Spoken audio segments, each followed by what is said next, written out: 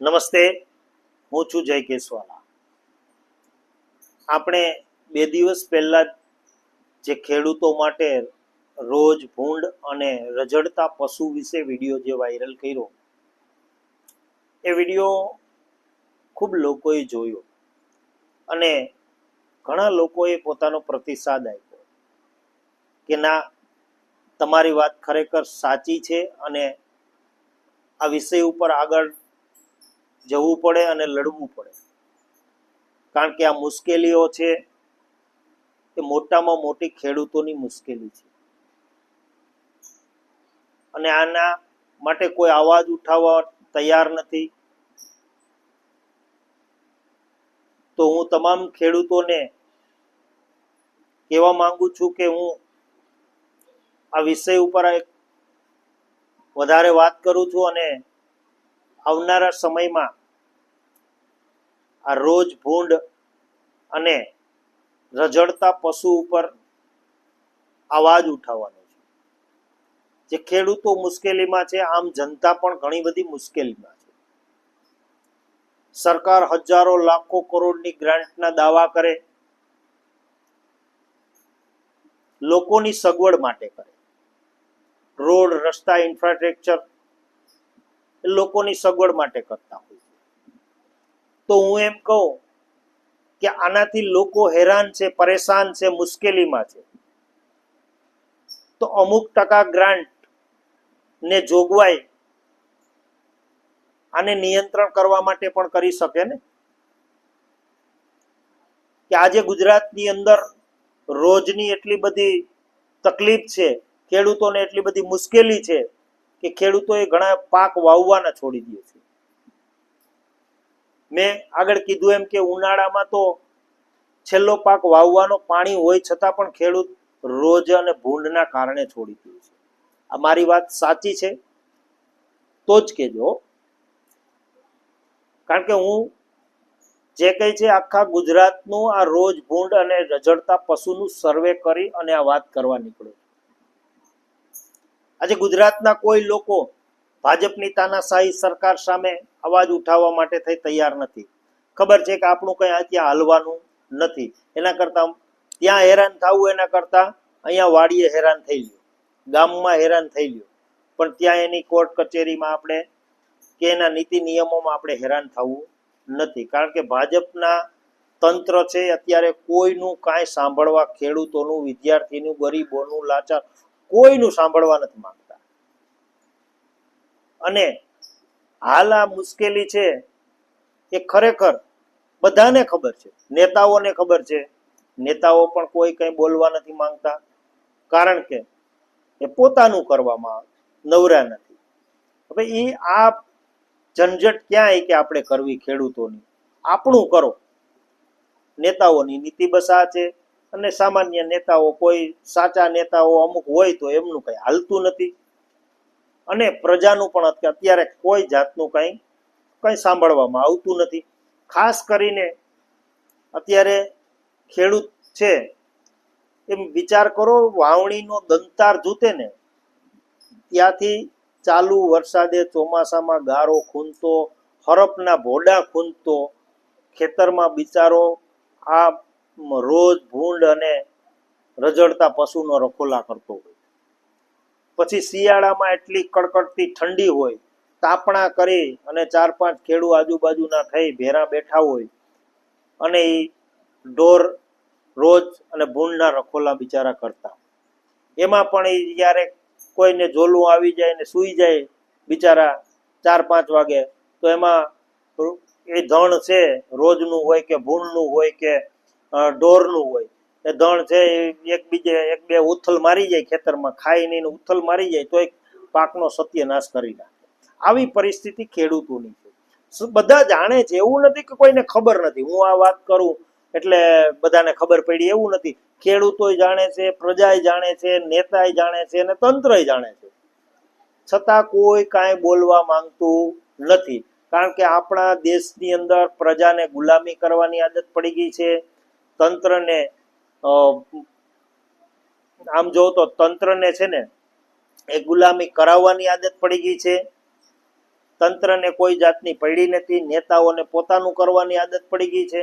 એટલે આવા સમયની અંદર આપણે કઈ વાત કરીએ તો બધા એમ કે ના તમારી વાત સાચી છે. તમે આગળના વિડીયોમાં જોજો, લગભગ 40-50 હજાર લોકોએ મારો વિડીયો જોયો અને એમાં ઘણા બધા લોકોએ લાઈક શેર પણ કરી, કોમેન્ટ કરી, બધાએ પ્રતિસાદ સારો આપ્યો. પણ કોઈ એમ નથી પૂછતું એમાં કે તમે આ વાત કરી છે તો હવે આગળ શું કરવા માંગો છો, અમે અમારો તમને સાથ છે, અમારો સહકાર આપશું અમે તમને.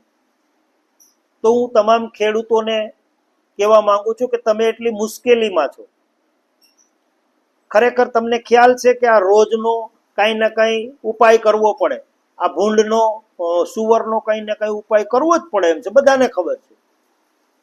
છતાં પણ કોઈ અવાજ નથી ઉઠાવતું, કારણ કે લાંબી રેસના ઘોડા કોઈ લાંબી લડત લડવા માંગતું, અને ખરેખર આવી લડત તો લાંબી લડવી પડતી હોય છે. એટલે હું તમને ચેલેન્જ આપું કે હું આ વિડીયો પૂરો કરી અને અમુક વકીલોને મળવાનો છું અને આના વિશે હું એને આગળ બધી વાત કરીશ અને આપણે આના વિશે રીટ દાખલ કરશું કે ભાઈ શું કામે લોકો, ખેડૂતો મુશ્કેલીમાં છે. લાખો કરોડો અબજો રૂપિયા ઇન્ફ્રાસ્ટ્રક્ચર, રોડ, રસ્તા અને અન્ય કોઈ પણ જોગવાઈઓમાં થાય છે. તો આનું નિયંત્રણ માટે કે આની કઈ રહેવાની વ્યવસ્થા માટે ખૂટિયાઓની નંદી શાળા બનાવો કે નંદીઓની વ્યવસ્થા છે. સુવર અને રોજની કઈ સંખ્યા નિયંત્રણ કરવા માટે પણ કઈ જોગવાઈ કરો અને એમને માટે કઈ ગ્રાન્ટ ફાળવો, જેથી કરીને ખેડૂતો છે એ શાંતિથી સૂઈ શકે અને સારા મોલ લઈ શકે, સારી ઉપજ લઈ શકે. ભાવની તો પછી વાત છે કે પેલા ઉપજ તો થવી જોઈએ ને, આ ઉપજ તો થવા દેવા જોઈએ ને, પછી આપણે ભાવની વાત કરીએ. ખરેખર ખેડૂતને 4-5 વીઘા જગ્યા હોય એ તો ખેત મજૂર જ ગણાય, કારણ કે 5 વીઘામાં કંઈક આખા પરિવારના રોટલા ના નીકળે. રોટલા નીકળે તો છોકરા ભણાવવાના ઘટે, છોકરા ભણાવવાના થાય તો કઈ પ્રસંગ આવે, નાના મોટા કઈ દવાખાના આવે તો એના ઘટે. એટલે 5 વીઘા એ તો ખેત મજૂર કહેવાય. એને તો કાંઈ ના કાંઈ સાઈડમાં બિઝનેસ કરવો પડે, સાઈડમાં નાનામાં નાનો ધંધો, નોકરી, કાંઈ પણ મજૂરી કરવી જ પડે. 10 વીઘા જો જમીન હોય ગુજરાતની અંદર તો એનું રોટલો ચાલે, મતલબ એ એક રોટલા ખાતો માણા ગણાય કે એના 10 વીઘામાં જો 2 ઉપજ થાય તો એનો રોટલો રડી ખાય. બાકી 10 વીઘાથી નીચે જમીન હોય તો એ મજૂર જ ગણાય છે, એને સાઈડમાં નોકરી. હવે એ રખોલું કરે, આ 7-8 ને 5 વીઘા જમીન વાળા રખોલું કરે કે પછી સાઈડમાં કઈ ધંધો કરે, શું કરવું એ સમજાતું નથી. અત્યારે તો એક તો પેલી વાત તો ડોક્યુમેન્ટલી એટલે બધી કામગીરી થઈ ગઈ કે એક માણસ, મને તો ઘણી વાર વાતો સાંભળી કે એક છોકરો તો એમાં જોઈએ ડોક્યુમેન્ટ કરવા. હવે આવી બધી મુશ્કેલીઓ આ દેશની અંદર છે. જનતા કે ખેડૂત કે વિદ્યાર્થી કે મજૂર વર્ગ કોઈ કઈ અવાજ ઉઠાવતા નથી, કારણ કે ભાજપની તાનાશાહી પણ એટલી બધી છે કે હકીકત કોઈનું કઈ સાંભળવામાં આવતું પણ નથી. અને એ લોકોને ખબર છે છતાં પણ એ લોકો કઈ કરવા માંગતા નથી. એ તો પોતાનું કરવા માંગે છે, નેતા છે એ પોતાનું કરવા માંગે. એટલે મને એમ થયું કે ના, આ એક મુશ્કેલી છે જે ખેડૂતોની, એ મુશ્કેલી માટે થઈને મારે લડવું છે. અને હું તમને એક વાત એ પણ કહું કે ઘણા બધા છે ખેડૂતના આગેવાન બને, ખેડૂતના નેતા બને, પછી રાજકારણમાં ધુક્કો મારી જાય. ઘણા લોકો વિદ્યાર્થીઓના આંદોલન થાય, વિદ્યાર્થીઓના આગેવાન બને અને પછી રાજકારણમાં ધુક્કો મારી જાય, ઠેકડો મારે. ઘણા છે મજદૂર યુનિયનમાં જાય અને મજદૂરના આગેવાનો બને. ઘણા લોકો સમાજના કઈ નાની મોટી ઘટના બની હોય સમાજની, અને એ સમાજની ઘટનાને લઈ અને મોટો હીરો બની જાય અને પછી રાજકારણમાં કૂદી જાય. ઘણા લોકો આવા નાના મોટા ઘણા બધા આંદોલનો હોય, કોઈ ઘટનાના આંદોલનો હોય, આંદોલનોમાંથી નેતા બને. પરંતુ હું તમને એમ કહું છું કે હું ભાજપમાં હતો, માનઠાણ પણ મારું સારું હતું, પરંતુ મને એવું લાગ્યું કે ભાજપ છે એ કોઈ જનતાનો અવાજ નથી સાંભળતી, જનતાની મુશ્કેલીઓ છે એ મુશ્કેલીઓ વાળા કોઈ કામ નથી કરતી. માત્ર ને માત્ર નેતાઓ છે એ પોતાનું ઘર ભરવું, પોતાનું પેટ ભરવાનું કામ કરે છે, પોતાની પ્રજાનું સાત પેઢીનું સાજું કરે. હવે કોઈ એવા બાજભાઈ જેવા નેતા રહ્યા નથી ભાજપની અંદર. એટલા માટે થઈને નીચે બધો ડૂચો ભેરો થયો છે. એ ડૂચામાં રહેવું એના કરતા આપણે નીકળી જવું વધારે સારું. કારણ કે આપણે કોઈ ધારાસભ્ય નથી બની જવું, સંસદ સભ્ય નથી બની જવું, કે મોટો કોઈ નેતા નથી, અને આપણે કોઈ બનાવે એમ પણ નથી અત્યારે. એટલા માટે આમ આદમી પાર્ટીમાં રાજકીય એવું લાગ્યું કે ના, ખરેખર આમાં ગોપાલભાઈ ઇટાલિયા જેવા લોકો છે એ લોકોની સમસ્યાને સમજે છે, લોકોની મુશ્કેલીઓને જાણી શકે, તો એમની સાથે આપણે રહીએ અને એમની સાથે રહી અને લોકોના ક્યાંય ના ક્યાંય નાના મોટા કંઈ કામ હોય તો આપણે કામ કરી શકીએ. અને મારી ઉમ્મીદ, ભલે કોઈ આશા વગર કોઈ કંઈ કરતું ના હોય, ઉમ્મીદ વગર કંઈક અને મંજિલ વગર કોઈ રાહી હોય તો એ ગાંડો કહેવાય. હું એને ગાંડો કહું કે કોઈ રસ્તા ઉપર જાતો હોય તો એને તમે પૂછો તો એને ખબર હોય કે મારે આ જગ્યાએ જવું છે, અને જો એને ખબર ના હોય કે મારે ક્યાં જવું છે તો એ ગાંડો કહેવાય. હું પણ આ રસ્તે ચાલ્યો હોય તો મારી પણ કંઈક મંજિલ હોય, મારી પણ કંઈક આશા હોય.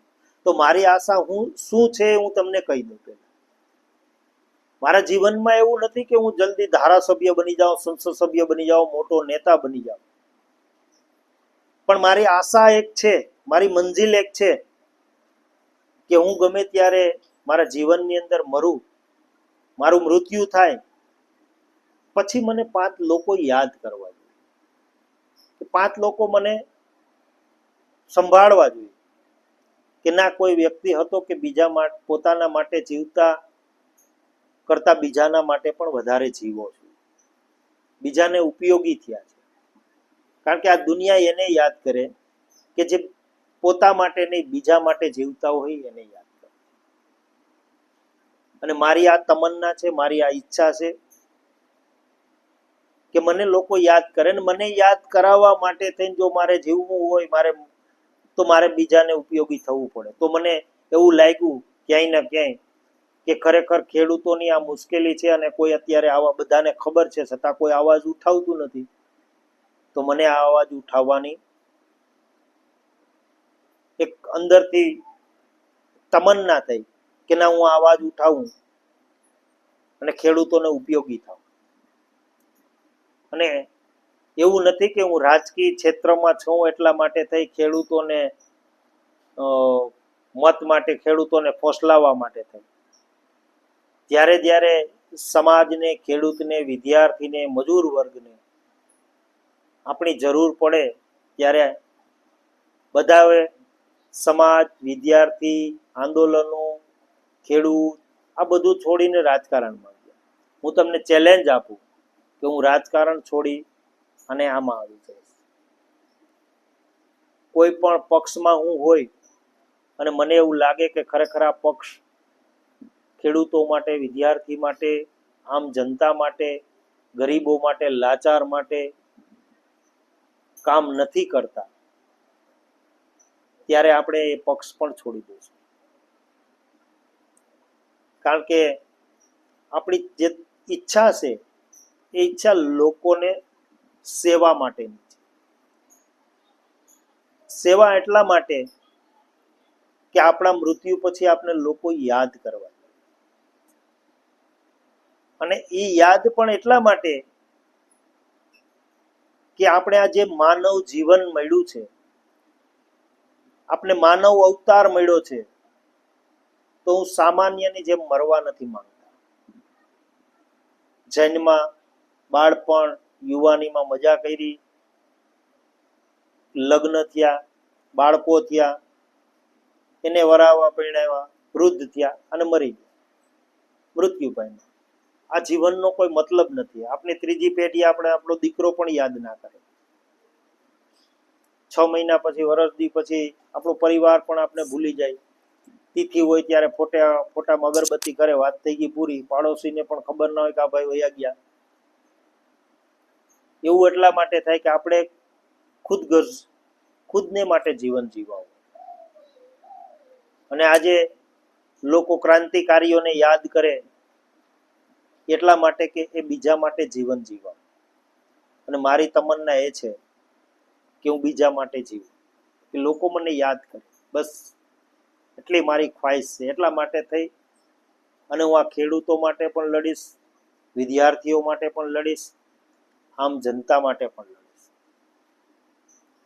અને અન્ય કોઈ કારણોસર દેશ માટે, રાષ્ટ્ર માટે પણ ક્યાંય લડવું પડે અને જો આપણે એ દરજાએ હશું તો એના માટે પણ લડશું. એટલે તમામ ખેડૂતોને હું વિનંતી કરું છું કે જો તમે આ આંદોલનમાં સહભાગી બનવા માંગતા હોય તો મારા નંબર છે 95 745 72 6 72. આ નંબર ઉપર મને હાઈ કરી મેસેજ નાખજો, જેથી કરીને હું બહુ મોટું વોટ્સઅપનું એક બ્રોડકાસ્ટ અને બધા બ્રોડકાસ્ટ બનાવીશ, જિલ્લા વાઇઝ કે તાલુકા વાઇઝ. અને આગળની તમામ માહિતીઓ હું તમને આપતો રહીશ. હું આજે જ આ વિડીયો પૂરો કરી અને અમુક વકીલોને મળવાનો છું. અને આની સામે લડવું હોય તો કઈ રીતે આની રીટ દાખલ કરવી. અને આ લડાઈ ખૂબ લાંબી છે, એટલા માટે થઈ તાત્કાલિક કોઈ આનું રિઝલ્ટ આવવાનું નથી. વર્ષો સુધી આ કદાચ લડાઈ લડવી પણ પડે તો આપણે લડશું. તો આપ મને સાથ અને સહકાર આપો એવી આશા અને એવી ઉમ્મીદ રાખું છું તમારી પાસે. જય જવાન, જય કિસાન, ભારત માતા કી જય.